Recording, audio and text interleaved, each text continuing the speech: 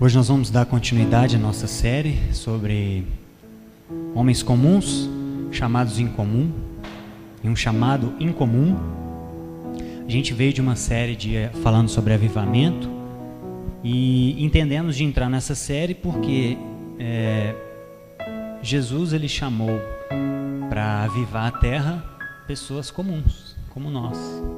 Então nós vamos nos aproximar da vida dos 12 apóstolos para que isso nos anime e que isso nos traga esperança, porque se eles, que foram escolhidos para serem os primeiros, os fundadores da igreja, e eram tão falhos como nós, obrigado, Thales, há esperança para nós. E eu acho que cada um de nós vai se identificar um pouco mais com um pouco mais com outro, mas eu acho que todos nós vamos se ver um pouquinho em alguns deles. E o livro que a gente está usando como base para essas mensagens é esse aqui, do John MacArthur, 12 Homens Comuns. Muito bom. Ele vai destrinchando a vida de cada apóstolo e trazendo as características de cada um. E é claro que cada apóstolo, como o David já começou a falar para a gente, Jesus tinha 3 grupos de 4 apóstolos, né? E os 4 primeiros eram mais próximos. Pedro, André, seu irmão, Tiago e João. Então esses, a gente tem mais informações na Bíblia. À medida que a gente vai caminhando, a gente vai tendo um pouco menos informações, um pouco menos de detalhes. Mas o que a gente tem dá para a gente destrinchar em alguns pontos importantes para a gente aprender a moldar a nossa vida e nos preparar para o pior cenário, que é se um dia nós formos exigidos a entregar a nossa vida para Jesus, né? Nós precisamos estar prontos para isso. E Filipe, que é o apóstolo que a gente vai falar hoje, é o líder do segundo grupo. Nós já falamos dos 4 primeiros, Pedro, Tiago, João e André. E hoje nós vamos começar com o segundo grupo, Filipe, que é o segundo grupo de Filipe, Natanael ou Bartolomeu. São a mesma pessoa, né? São chamados de formas diferentes. Tomé e Mateus. Esse é o segundo grupo, um pouco mais distante de Jesus, mas não menos importantes. E Filipe era o líder desse segundo grupo. Filipe era o líder dessa segunda remessa. E o David falou semana passada, a gente ficou conversando um pouco sobre a característica de João, que é o amor e a verdade, e aquilo ali ficou queimando dentro de mim. E eu acho que, eu fiquei pensando, eu comentei com ele, não, então fala um pouquinho pra gente disso também. E eu acho que um ponto, só para ilustrar essa questão, que é muito comum hoje em dia, que eu acho que a gente precisa saber lidar com essas duas realidades, o amor e a verdade, é no cenário que a gente vive atual, de polarizações, de discussões, seja política, seja religiosa, independente da área. Nós vivemos um mundo polarizado, onde extremos respondem com extremos, às vezes com violência, igual nós temos visto, né, na questão das eleições. E nós precisamos achar a forma ideal, como João achou, de lidar com a verdade e lidar com o amor.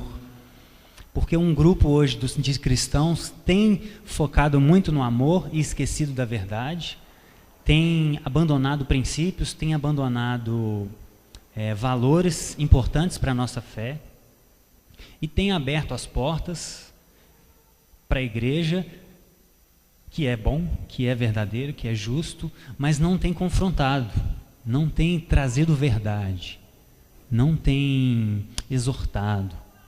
E tem um outro grupo que está machucado com o sistema religioso e que só tem verdade, não tem amor. É só acusação, é só condenação. E um dos grupos que mais estão machucados hoje com a igreja é o grupo LGBT.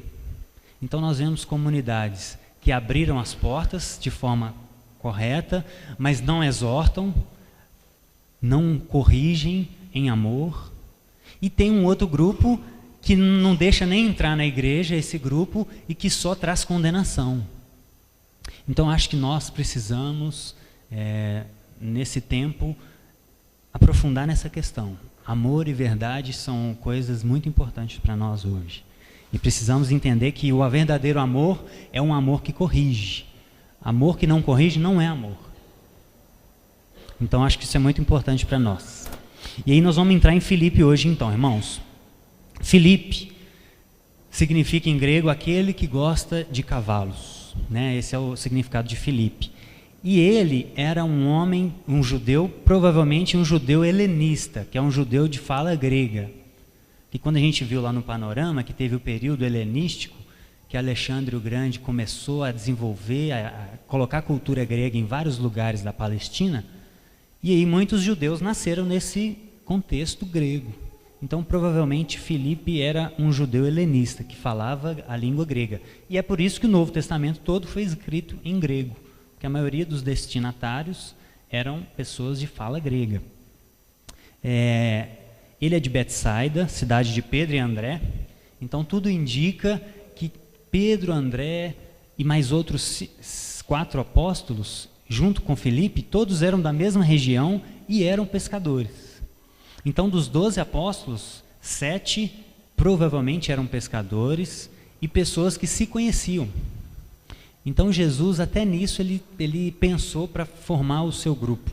Ele convocou pessoas que estavam próximos uns dos outros, que já se conheciam, que já tinham uma história, às vezes cresceram juntos, tinham a mesma profissão, falavam a mesma língua, tinham a mesma cultura, e isso provavelmente facilitou muito bem a interação entre eles, né? Então, e eram pessoas simples. Esse é um ponto importante para nós. Eram pescadores, pessoas simples do campo. Isso mostra que Jesus, ele não está preocupado com o nosso currículo intelectual, com o nosso currículo familiar, com o nosso sobrenome, né? Se nós viemos de uma família nobre ou não. Ele está interessado se nós estamos dispostos a nos submeter ao discipulado dele. Independente da nossa posição social, independente do nosso pedigree familiar, mais da metade eram pescadores, pessoas simples como nós. Isso nos anima, isso nos dá esperança. E o que a gente sabe sobre Filipe? Os 3 primeiros evangelhos, né, que são chamados evangelhos sinóticos, que significa ver junto, que são bem parecidos, eles não dão muitos detalhes sobre Filipe. João, que é o quarto evangelho, que é um evangelho bem diferente dos outros 3, creio eu, porque João foi o último a morrer, e ele era um dos que estavam mais próximos de Jesus. Então ele teve muito mais tempo para ruminar em tudo que aconteceu, ele teve acesso a informações de primeira mão, às vezes muitos eventos ele estava sozinho com Jesus, ele, Tiago e João, ele, Tiago e Pedro. Então ele teve acesso a informações muito interessantes, muito mais delicadas, muito mais profundas. Então o evangelho de João é totalmente diferente, por isso. E João é que nos apresenta mais detalhes sobre Filipe. E ele descreve Filipe como uma pessoa de processos, uma pessoa que está ligada a fatos, a números, uma pessoa que tem uma mente bem organizada, uma pessoa que na empresa é aquela pessoa que tem um pé no chão demais, sabe? Aquela pessoa que sempre vai para o lado racional da coisa, que às vezes é chamada, que às vezes é até pessimista, e às vezes é até cínica, né? No sentido do cinismo original, de só ver o lado ruim das coisas, não enxergar uma esperança. Não é uma pessoa otimista, geralmente é pessimista. Então João nos apresenta Filipe como uma pessoa assim, uma pessoa que está ligada a uma mente bem organizada, que segue protocolos, que não está acostumada com imprevistos, que quer funcionar sempre de acordo com o protocolo, com a regra. Isso é o que João nos apresenta, aquela pessoa com o pé no chão. E a primeira característica dele é que ele foi um evangelista nato. É típico daquela pessoa que se converte, está apaixonada por Jesus e quer mostrar Jesus para todo mundo, principalmente para os de casa, né? Ele, assim que se converteu, assim que ele encontrou Jesus, ele procurou Natanael e pregou para ele. Falou, olha, encontramos o Messias, encontramos aquele que nós estamos esperando há anos. Então ele foi um evangelista. E agora vamos lá em João 6, para a gente ver um pouco mais sobre essa mente de Filipe. Essa mente racional, essa mente processual, essa mente que está ligada em coisas objetivas. João capítulo 6, nós vamos para a multiplicação dos peixes. E se você for olhar esse relato nos outros evangelhos, você vai ver que os evangelistas, os outros, não citam Filipe. Eles citam, os apóstolos vieram para Jesus e falaram, olha, essa multidão está precisando comer, vamos despedir deles. João dá um zoom na história. João, ele conta um detalhe a mais que os outros evangelhos não contam, que é o fato de Jesus ter questionado a Filipe. Então, versículo 4. A Páscoa, festa dos judeus, estava próxima. E Jesus, erguendo os olhos, vendo que grande multidão vinha ter com ele, disse a Filipe, onde compraremos pães para lhes dar de comer? Jesus dizia isso para o experimentar, porque ele bem sabia o que estava para fazer. Então Filipe respondeu, não lhe bastariam 200 denários de pão para receber cada um o seu pedaço. Um de seus discípulos, chamado André, irmão de Simão Pedro, informou a Jesus, está aí um rapaz que tem 5 pães de cevada e 2 peixinhos. Mas isto o que é para tanta gente? Disse Jesus, fazem o povo se assentar, gente, não se preocupem. Vamos focar no mais importante, né? Faz o povo se assentar, não se preocupem, porque havia naquele lugar muita relva. Então eles se assentaram-se, pois, os homens em número de quase 5.000, só homem, fora mulheres e crianças. Então Jesus tomou os pães, tendo dado graças, Jesus agora começa a focar naquilo que é mais importante. Pega o pão, dá graça, agradece por aqueles 5 pães, que era o que eles tinham, dá graças a Deus e começa a distribuir entre os homens. Igualmente os peixes, quanto queriam. Versículo 12. E quando já estavam fartos, disse Jesus aos seus discípulos, recolhei os pedaços que sobraram para que nada se perca. Assim, pois, o fizeram e encheram 12 cestos de pedaços de 5 pães de cevada, que sobraram aos que haviam comido. Vendo, pois, os homens o sinal que Jesus fizera, disseram, este é verdadeiramente o profeta que deveria vir ao mundo. Sabendo, pois, Jesus, que estavam para vir com o intuito de arrebatá-lo para o proclamarem rei, retirou-se novamente sozinho para o monte. Então, irmãos, essa resposta de Filipe nos revela muita coisa, já começa a nos revelar como funcionava a mente dele, diante de uma situação em que Jesus coloca ele exatamente para o testar. Então, o primeiro ponto importante é que Jesus pergunta exatamente para Filipe, Filipe, olha a situação, como que nós vamos fazer para resolver esse problema? Provavelmente Filipe, Judas era o que carregava a sacola do dinheiro, e provavelmente Filipe era o administrador da turma, era aquele que sabia onde estava o mercado, que já programava, gente, hoje nós vamos almoçar em tal lugar, na casa de fulana, depois da pregação de Jesus. Então ele era esse cara do processo, de organização, de administração, ao que tudo indica. E Jesus vira para ele e fala, Filipe, você é o homem da administração, como é que nós vamos fazer para resolver essa equação aqui? Já está tarde, está todo mundo com fome, tem quase 10.000 pessoas aqui, e como que nós vamos fazer isso, Filipe? Então Jesus pergunta para ele exatamente, e o texto já diz que é para o testar.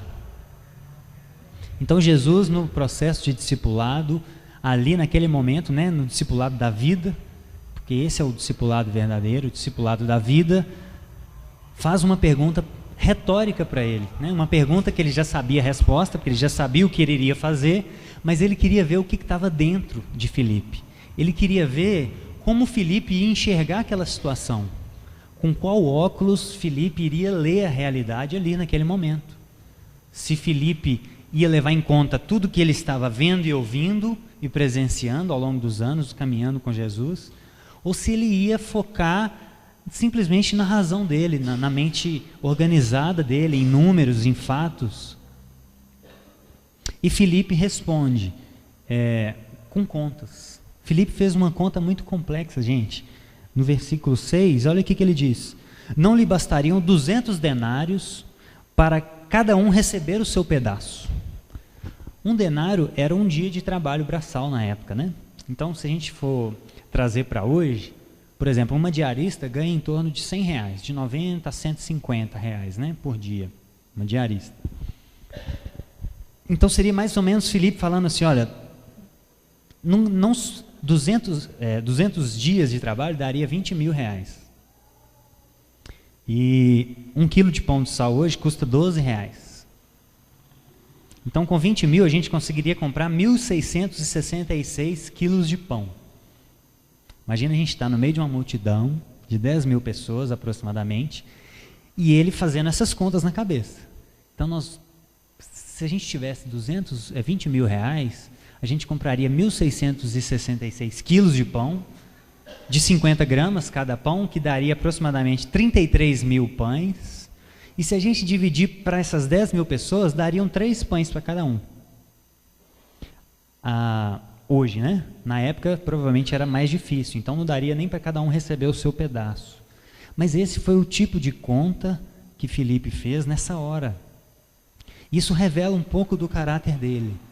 Jesus já tinha vivenciado coisas com ele já tinha presenciado Jesus transformar água em vinho, lá nas bodas de Caná, no início do evangelho dele, no início da caminhada.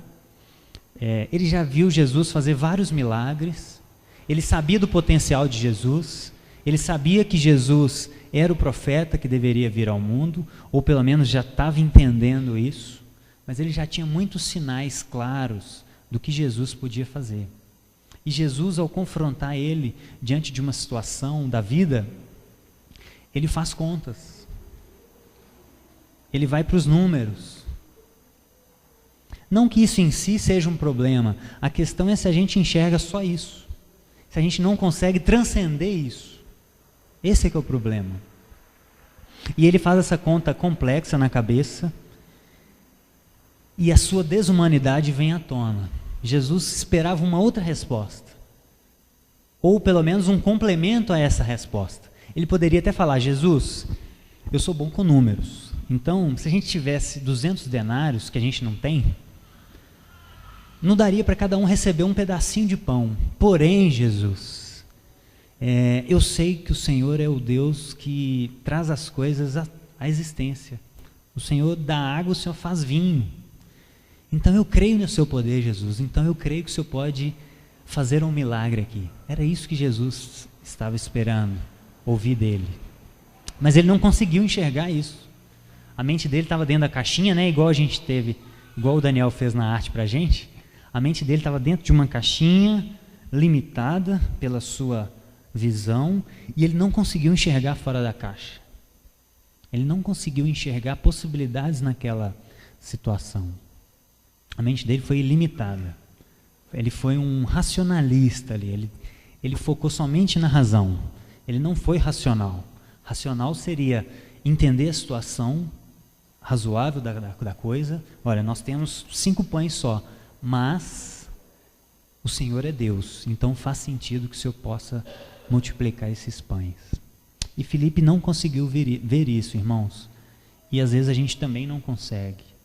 Às vezes Jesus nos coloca em certas situações da vida que a gente não consegue pensar fora da caixa, da nossa limitação humana, da nossa razão. A gente só consegue ver o que a nossa visão limitada consegue.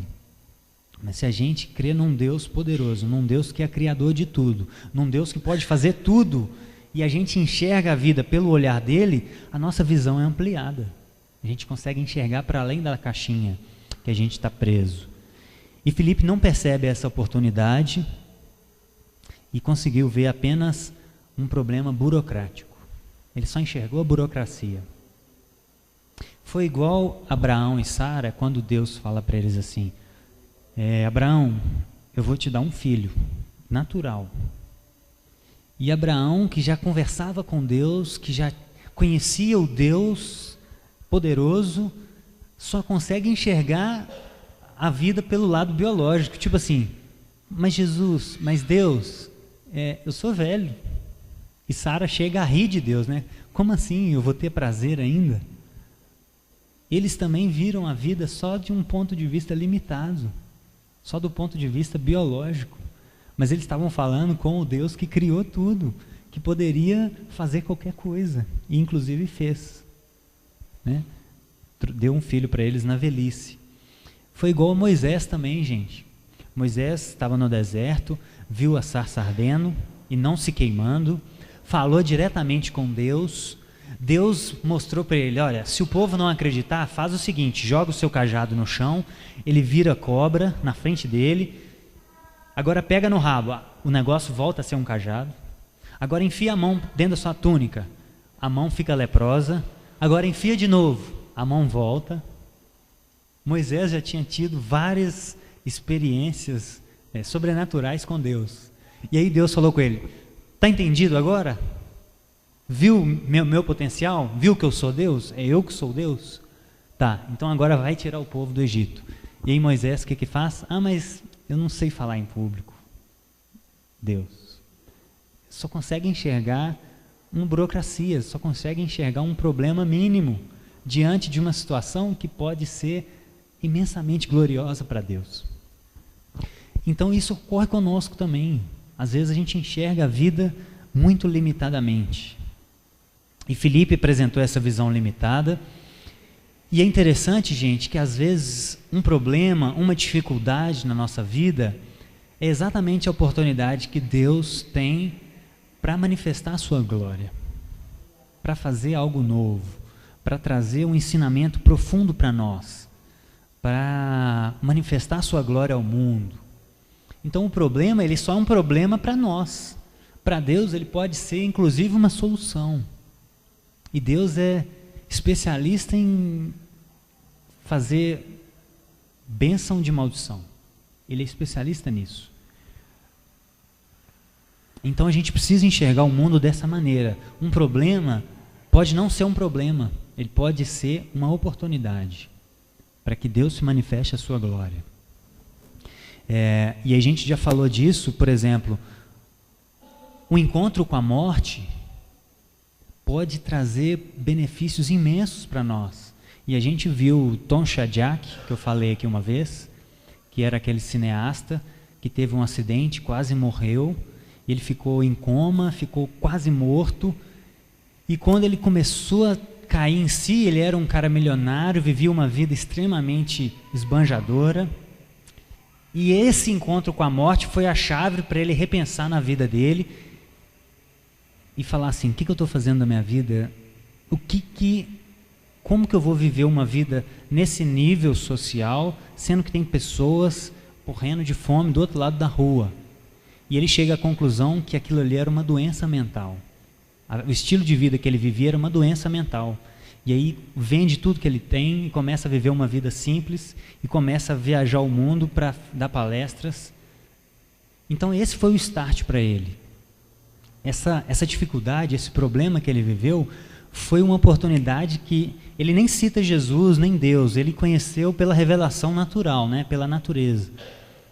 Mas, provavelmente Deus está por trás de tudo isso, trazendo aquela experiência de quase morte para mudar o coração dele, para mostrar a realidade de uma outra perspectiva, e ele conseguiu enxergar. A crise moral que a gente passa na política, a crise de corrupção que a gente vive, o nível de corrupção que a gente vive não necessariamente é um problema. Talvez seja exatamente o que Deus está querendo mostrar para nós, a nossa corrupção. Porque a política é um reflexo da sociedade. E às vezes a gente critica muito o político e esquece da nossa vida. Então, eu creio que Deus permite esse caos chegar nesse nível que está, o que a Lava Jato vem revelando, os níveis bilionários de rombo que a gente tem, para que a gente comece a refletir, e aí? E o troco que você não devolve? Vai ficar assim mesmo? Né? E o gato lá que você está fazendo na luz, na água? Qual que é a diferença entre você e o político que está roubando milhões? Só uma questão de oportunidade. Ele tem acesso a milhões. Nós temos acesso a pouco. E o pouco que a gente tem, a gente vai dando o nosso jeitinho. É fazendo um gatinho aqui, é não devolvendo um troco. Essa é a nossa corrupção. Não muda nada. No nível moral é a mesma coisa. Só muda uma questão quantitativa. Então, todos esses problemas, na mão de Deus, são uma oportunidade para que Ele se revele, para que Ele prepare um povo para o grande dia. Então, quando às vezes Jesus nos chama para algo extraordinário, não que a gente não possa fazer algumas contas, ou que a gente não possa ter um senso de realidade, mas quando Jesus às vezes nos convida a viver algo, tem conta que não cabe a gente fazer. Isso não é viver uma vida imprudente, não é aquela pessoa que vive assim, Jesus prometeu o pão de cada dia, então eu não vou trabalhar, ou então eu não vou ser uma pessoa organizada financeiramente. Não. A Bíblia também nos fala sobre prudência, sobre a formiga que junta folhinha, que junta comida no verão para ter no inverno. Isso é prudência. Essa é uma conta que é lícita ser feita. A Bíblia fala para a gente não dever nada a ninguém, Romanos 13:8. Então nós temos que ter uma vida equilibrada. Nós temos que pensar um pouco no amanhã também. A questão é, quando Jesus nos faz certos convites, existe um limite que a gente tem que ir. Tem contas que não dá para a gente fazer, que ultrapassa o razoável, que ultrapassa a prudência, e aí já vira incredulidade, já ultrapassa o nível do razoável, ultrapassa o nível da sensatez que a Bíblia nos convida. E é claro que mesmo essa prudência, mesmo essa vida organizada, sempre tem que estar cercada pelos limites que a Bíblia nos dá, de contentamento, de não acumular, de não ter o desejo de querer ficar rico, de não ser ganancioso, tudo isso, tudo dentro desse pacote. Mas, em alguns momentos, tem contas que a gente não dá para fazer. E Jesus nos apresenta algumas realidades na vida que, por tudo que Ele já se revelou a nós, pelo cuidado que Ele tem tido de nós até agora, não dá para a gente ficar preso em números, em contas. A gente precisa avançar. A gente precisa avançar no discipulado, para que a gente consiga chegar no final da nossa vida como Filipe conseguiu, venceu as suas dificuldades e no final da vida conseguiu ser martirizado, crucificado. Ele conseguiu vencer a desumanidade dele, ele conseguiu entrar no discipulado e retornar à humanidade que ele tinha lá antes da queda. Ele conseguiu, e era falho como a gente, era incrédulo, cínico, racionalista como muitos de nós. Então há esperança para nós. E tem gente que excede nessas contas e, por exemplo, só casa, Jesus já falou, meu filho, está na hora, vamos casar? Vamos. Já mandou a esposa ou o marido, né? Está quase. E aí, é claro que a gente tem que ter o mínimo de prudência, é lógico. Mas tem gente que só casa se tiver um emprego fixo, ganhando bem. Aí às vezes depois que tem um emprego, não, então agora eu vou esperar fazer uma pós-graduação para aumentar meu salário. Agora eu preciso ter uma casa própria. E aí excede o nível da razão, do razoável. Aí se torna um incrédulo. Porque faz contas que não deveriam ser feitas. Essas contas que Filipe fez. Excede o nível do sensato, já é incredulidade. E às vezes ele justifica isso falando que a gente tem que ser prudente, mas prudência não tem nada a ver com isso. Prudência tem a ver com uma organização mínima, mas tem coisas que competem a Deus, não a nós. E quando eu noivei com a Lídia, eu era estagiário na academia, ganhava R$500 por mês, e eu não tinha perspectiva de ser contratado pela academia, porque isso não é certo, mas Deus já estava falando com a gente, olha, essa é sua esposa. E eu falei, amém, uau. É essa mesmo. Mas eu era estagiário. E aí, se eu fechasse a minha mente nessa caixinha da minha razão limitada, jamais eu ia... Como é que eu vou pagar um aluguel com 1.500, ou uma prestação de um apartamento com R$500 por mês? E um detalhe, quando a gente estava olhando o apartamento, um testemunho, eu fui uma pessoa na minha adolescência, né, mãe? Minha mãe está aí de prova, totalmente desregrada. Dos 10 aos 21 anos, cachaça era igual água. Bebia a rodo e recebia uma pensão do meu pai, mas deixava tudo nas boates, nas festas, nas baladas.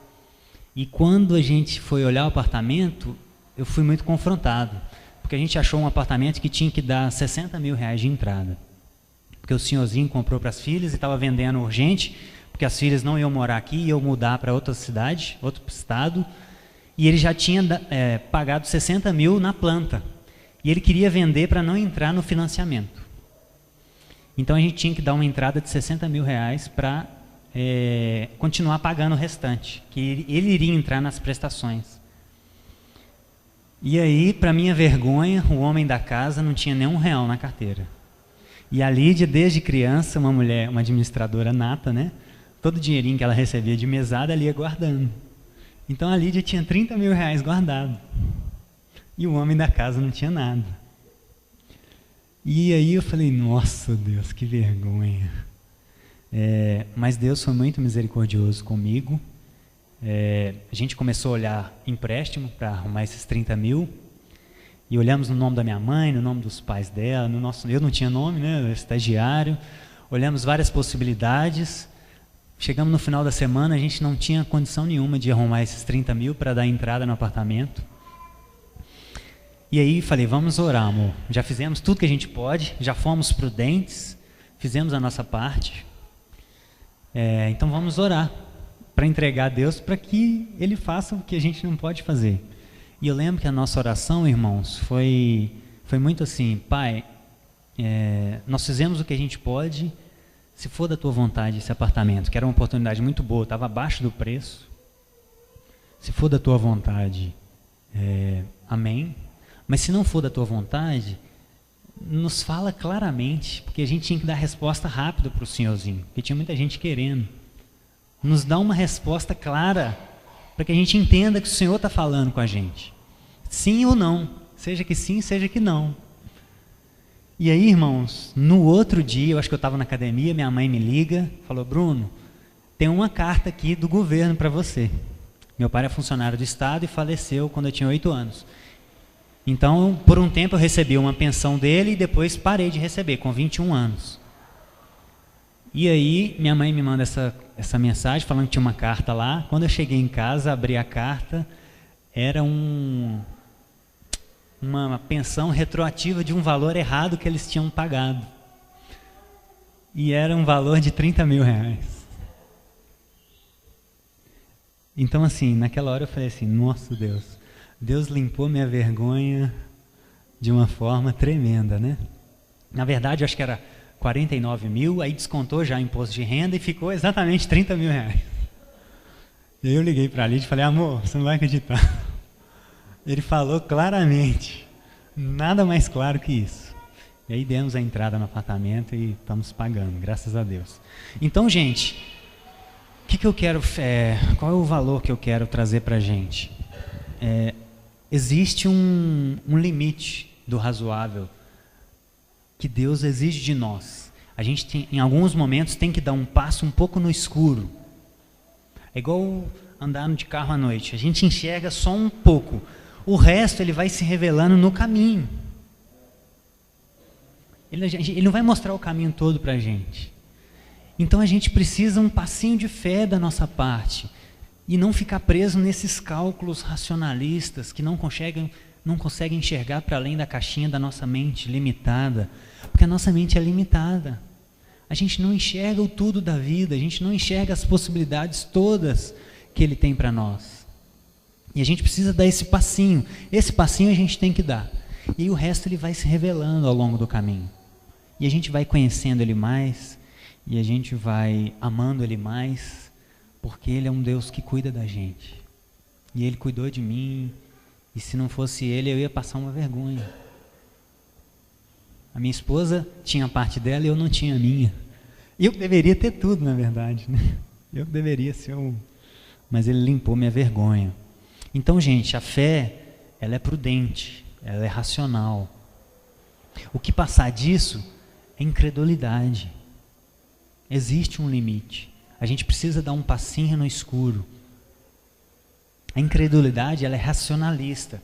É quando a gente dá voz apenas à nossa razão e esquece das possibilidades que estão para além da nossa razão. Não é algo irracional, é algo que está além. Abraão sacrificar o filho dele não era algo irracional. Por quê? Porque quem pediu ele foi o Deus que é poderoso para ressuscitar pessoas. Então é totalmente racional fazer aquilo que Deus está nos falando para fazer. Mesmo que a gente não consiga enxergar outras possibilidades. Porque a nossa mente é limitada. E racionalmente a gente consegue perceber isso. É razoável entender que nós somos limitados. E às vezes Deus quer nos chamar para algumas situações da vida, como fez com Felipe, e nos mostrar uma possibilidade, e Ele quer ouvir de nós a nossa resposta. E aí, meu filho, o que nós vamos fazer diante disso? Qual que é a sua opinião? Como que você lê essa situação? Como que você interpreta? Diante de tudo que você já viveu com Deus, diante de tudo que Deus já te provou que Ele é capaz de fazer, como que você responde a essa demanda, a essa situação? Então a fé é racional, a incredulidade é racionalismo, é algo que não faz sentido para nós. E a imprudência também, aí já é irracional, viver uma vida, deixa a vida me levar, sem prudência, isso é irracional, isso não faz sentido. Isso é tentar a Deus. Isso é pular do pináculo confiando que os anjos vão nos salvar. Isso é a proposta que Satanás fez para Jesus. Isso é irracional. Isso é tentar a Deus. Não ter uma organização financeira, não ter uma prudência mínima. Se puder ter um plano de saúde, ótimo. Se puder guardar um pouquinho de poupança, ótimo. Dentro daqueles limites. Isso faz sentido. Mas não existe um limite. Tem contas que não cabem a gente fazer. Em outro exemplo, em João 14, para a gente finalizar, de Filipe mesmo, a gente vê que Filipe racionaliza a fé. Abra comigo lá em João 14.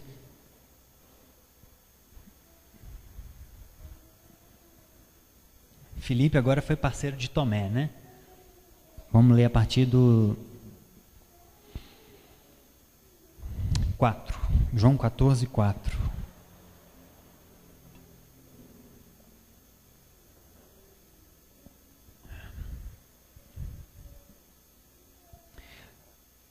Jesus falando com os discípulos, acalmando o coração deles. Vós sabeis o caminho para onde eu vou. Disse Tomé, Senhor, a gente não sabe para onde o Senhor vai. Como saber o caminho? E aí Jesus responde, eu sou o caminho. Eu sou a verdade e a vida. Ninguém vem ao Pai senão por mim. Se vós me tivesseis conhecido, conheceríeis também o meu Pai. Se vocês me conhecessem, vocês conheceriam também o meu Pai. Desde agora o conheceis e o tendes visto, o meu Pai. E aí Filipe replica, Senhor, mostra-nos o Pai, e isso nos basta. Jesus tinha acabado de falar com ele, olha, se vocês me tivessem conhecido, conheceriam também o meu Pai. O que Jesus está falando? Gente, eu sou Deus, eu e o Pai somos um, nós temos a mesma essência, Filipe. Se você tivesse me conhecido, você conheceria também o meu Pai. E aí Filipe fala para ele, Jesus, nos mostra o Pai, e isso nos basta.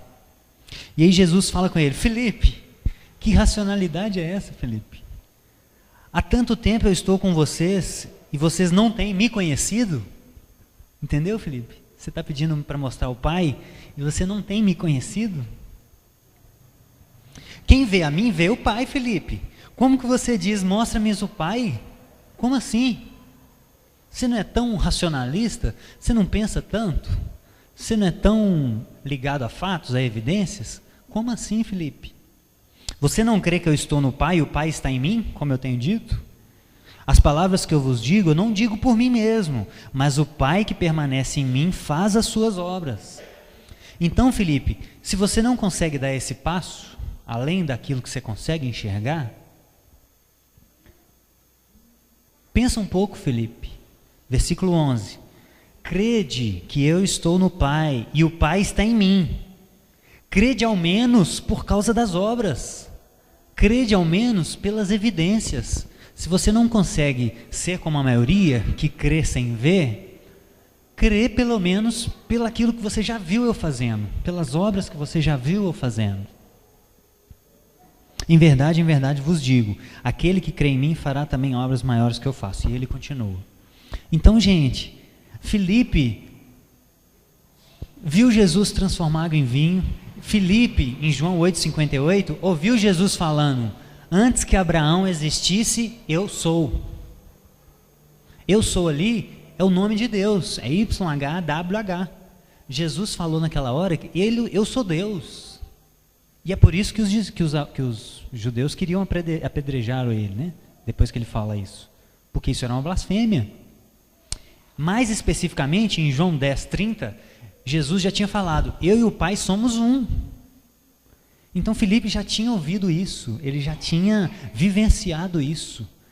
E a mente dele não estava contente com tudo que ele viu, ouviu, ele queria apalpar, ele queria algo mais palpável. Porque a mente dele era algo... Ele precisa de coisas objetivas, ele precisa de mais evidências.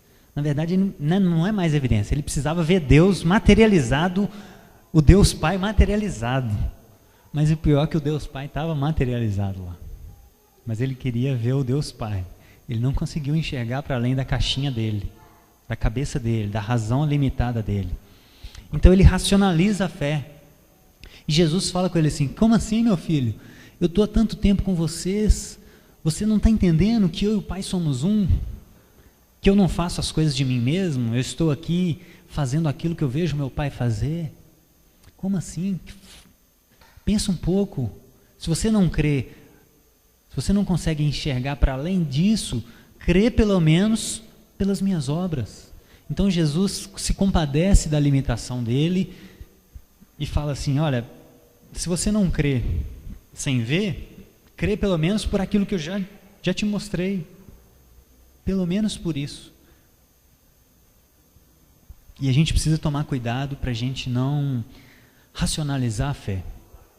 Porque em vários momentos a gente vai ser exigido a dar um passo no escuro, um pouquinho no escuro. Jesus, ele é tão pedagógico conosco que ele respeita até o nosso processo e o nosso nível de confiança que a gente tem nele. E Jesus deu um passinho atrás com Filipe e falou, ô Filipe, tá bom meu filho, se você não acredita sem ver, crê pelo menos pelas evidências. Eu estou o tempo todo provando a minha divindade para vocês, crê pelo menos por isso. E a nossa tentativa, o nosso alvo é caminhar para um nível que a gente não faça esse tipo de conta. Que a gente consiga enxergar que o nosso verdadeira poupança é Cristo. Que se a gente for casar, ou for fazer uma viagem, ou for fazer qualquer coisa que Ele nos pediu para fazer, se Ele nos pediu para fazer, é porque Ele vai cuidar de nós. E a gente precisa dar esse passinho de fé, esse passinho no escuro, e Ele cuida do resto. E graças a Deus hoje eu consigo ver isso também. Depois que eu me formei, a academia me contratou. E assim, até hoje, eu só tive um aluno que me procurou da academia. Todos os alunos que eu tive até hoje foram indicações. Foram indicações de outros profissionais. Então assim, Deus cuida da gente. Eu não precisei me desesperar, eu não precisei fazer contas que eu não precisava fazer. Mas Jesus, como é que eu vou pagar o aluguel? Como é que eu vou pagar Não, Jesus, o Senhor falou, o Senhor vai me ajudar. Eu vou fazer a minha parte, eu vou ser prudente, eu vou fazer um bom trabalho. E aí os frutos foram vindo, as pessoas foram indicando e graças a Deus a gente tem sido suprido até hoje. Então Ele cuida da gente. Ele é um Deus que cuida. E a gente tem que tomar cuidado com o ídolo do controle, de querer controlar todas as variáveis da nossa vida, de que tudo esteja debaixo das nossas rédeas. Cara, não tem jeito. A gente, em alguns momentos, em vários momentos, a gente vai ser exigido a soltar as rédeas e a não fazer certos tipos de contas dentro da prudência, para que Ele domine a situação e o nome dele seja glorificado. E Ele traga uma resposta igual Ele trouxe para a gente na época do apartamento. Porque eu me vi sem forças e a glória é toda dele, sempre. Eu não fiz nada por mim mesmo. Ele livrou minha vergonha. E isso é um testemunho que a gente consegue da glória dele, da misericórdia dele na nossa vida. Então, meus irmãos, finalizando, esse é Filipe. E o quão de Filipe tem em nós hoje? Eu me vejo muito em Filipe, né? Com essa questão da mente objetiva, que gosta de evidências, eu me vejo muito em Filipe. Mas em alguns momentos, nós somos exigidos a enxergar para além disso, a não fazer certos tipos de contas. E Jesus escolhe exatamente esse tipo de pessoa para realizar a maior função da história, que é iniciar a igreja dele. E se ele escolheu esses homens para iniciar a igreja dele, e hoje ele escolhe a gente, tão fracos, tão limitados quanto a eles, há esperança para nós. Se você se vê em Filipe, ou se você se viu em alguns dos apóstolos até hoje, há esperança para nós. É esse tipo de pessoa que Jesus quer transformar. É esse tipo de pessoa falha e limitada que Jesus quer usar. E às vezes problemas que aparecem para nós, fique atento aos problemas que aparecem na sua vida. Às vezes eles estão relacionados àquilo que você precisa ser aprimorado em Jesus. Às vezes está ligado exatamente àquilo que você tem mais dificuldade. E é aquilo que você precisa moldar no seu caráter, é aquilo que a gente precisa vencer esse racionalismo para que a gente consiga chegar no fim e apresentar as nossas obras a Jesus de mãos limpas e coração puro. E falar assim: Jesus, com todas as minhas dificuldades, com todas as minhas limitações, eu estou aqui hoje, eu consegui vencer a maioria delas, ainda não estou pronto, mas eu quero continuar caminhando. E aí Jesus se coloca ao nosso lado hoje, ou talvez já tenha se colocado ao seu lado hoje, e te fazendo algumas perguntas, daquilo que você tem vivido, naquilo que você tem dificuldade. E aí, imagina Jesus virando para nós hoje e falando: gente, meu filho, como é que nós vamos resolver essas crianças abrigadas aí em BH? São 700 crianças. Como é que nós vamos fazer? Nós vamos começar a fazer contas descabidas? Ou nós vamos falar assim: Jesus, eu posso fazer alguma coisa? Como é que nós vamos resolver a corrupção, meu filho, na política? Nós vamos apresentar uma visão cínica? Isso é irremediável, não tem jeito. É sistêmico, como muitas pessoas falam, né? É sistêmico. Jesus, as crianças é problema do governo. E o governo é corrupto, então não tem o que fazer, né? Como é que nós vamos alimentar, meu filho, 3 milhões de brasileiros que passam fome todo dia? Como é que nós vamos fazer? Como é que vai ser nossa resposta?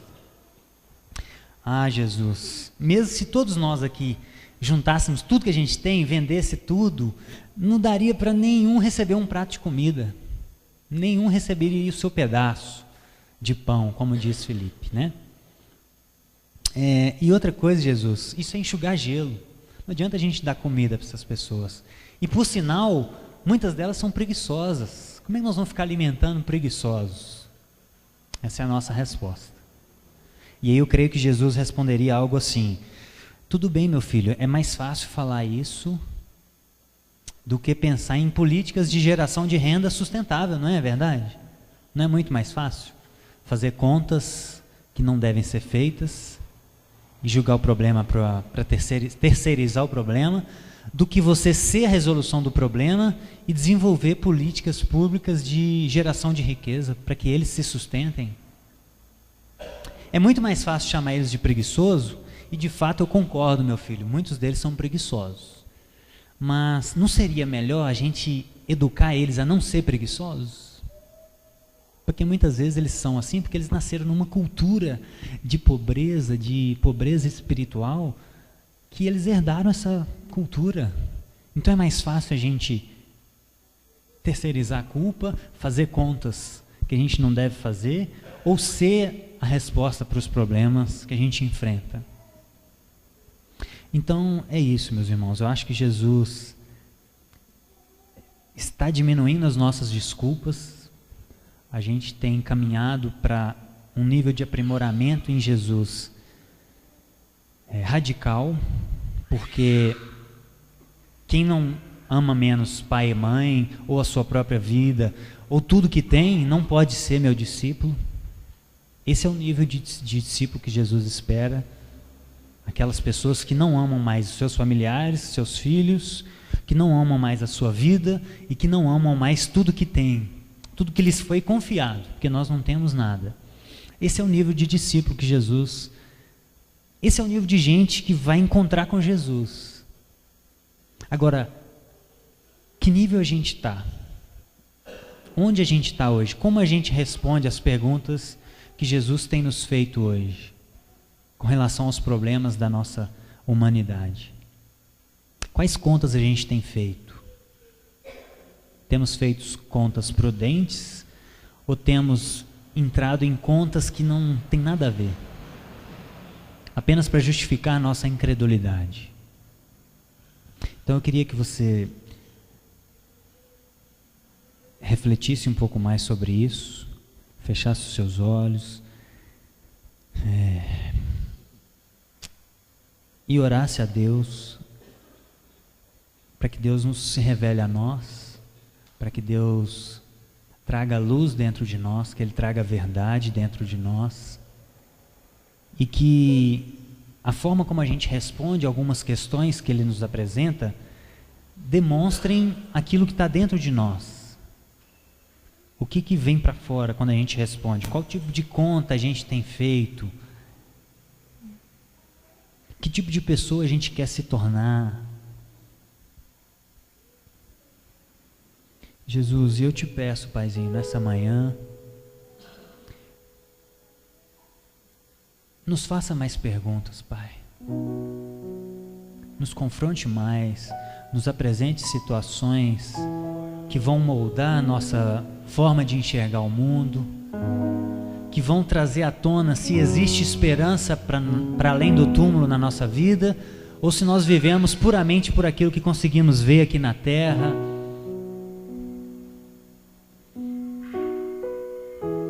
Pai, por favor, Jesus, nos ajude a pensar fora dessa caixinha limitada da nossa razão. Nos ajuda, Pai, segura na nossa mão e nos ajuda a dar um passinho no escuro, para que a gente consiga aprender um pouco mais sobre o Teu amor, o Teu caráter, e aí a gente consiga dar uns primeiros passos sem a Sua mão, até que a gente consiga ser maduro o suficiente para dar as respostas certas àquilo que o Senhor tem nos perguntado, Pai. Que a gente consiga enxergar, Pai, tudo aquilo que está à nossa volta, que a gente consiga ser a resposta, e não terceirize a culpa, e não terceirize os problemas para terceiros, Pai. Não coloque os problemas para terceiros. Que isso comece de nós, Paizinho, porque a Sua igreja, ela tem que ser um farol, ela tem que ser o exemplo de tudo que a sociedade vê. Então que a corrupção comece a ser tratada dentro de nós, que os órfãos comecem a ser adotados por nós. Pai, que a fome comece a ser finalizada a partir de nós, e que tudo aquilo que o Senhor tem colocado nos nossos olhos, nós sejamos a resposta, Pai.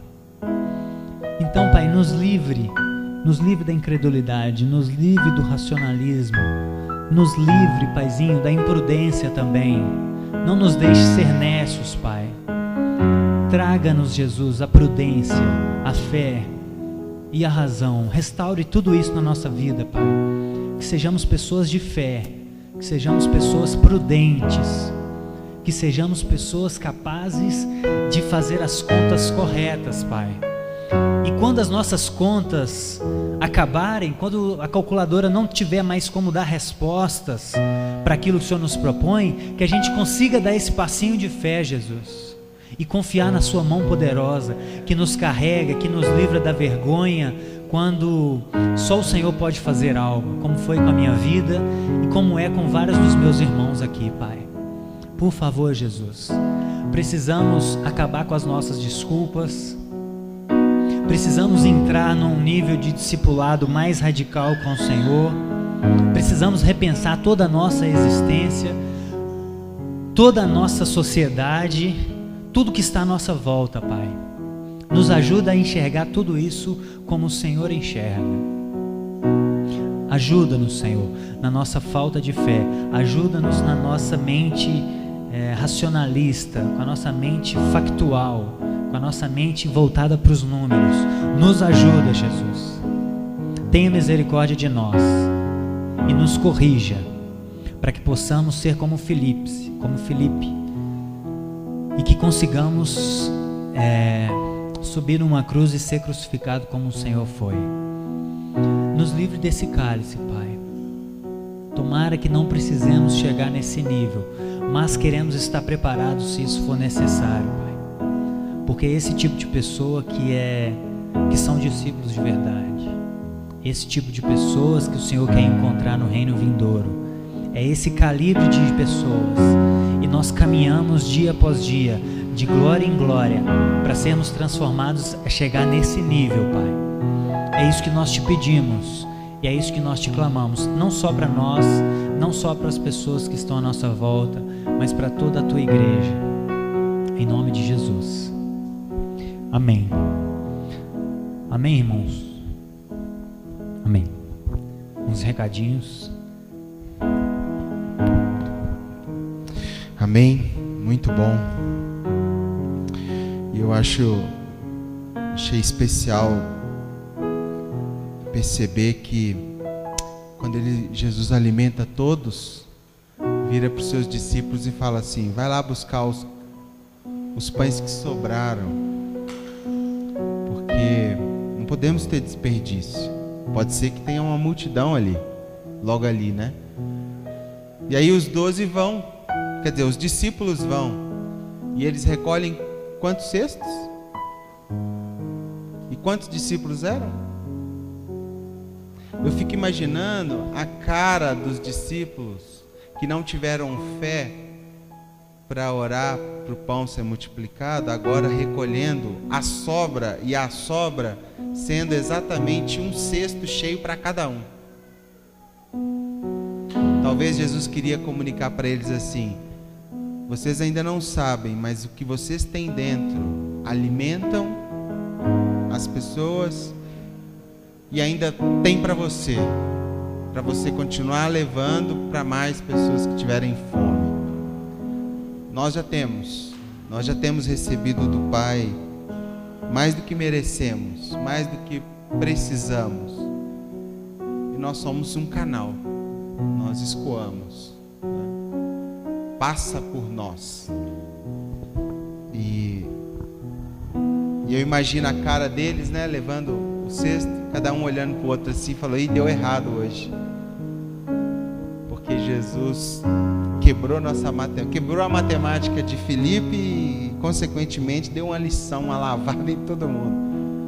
Porque alguém podia ter pulado na frente de Filipe e falar: sua administração é essa, mas é o seguinte, nós vamos orar e vai multiplicar pão aqui, ele é poderoso. Como o Bruno falou, ele já tinha multiplicado o vinho lá no casamento em Caná da Galileia. Eles viram. Eles poderiam ter feito. Mas na hora do rush, nós demonstramos o que a gente tem dentro. Na hora daquela fechada no trânsito, a primeira reação que vem é o que você está mais cheio. Se vem um palavrão, é porque você está cheio daquilo dentro de você.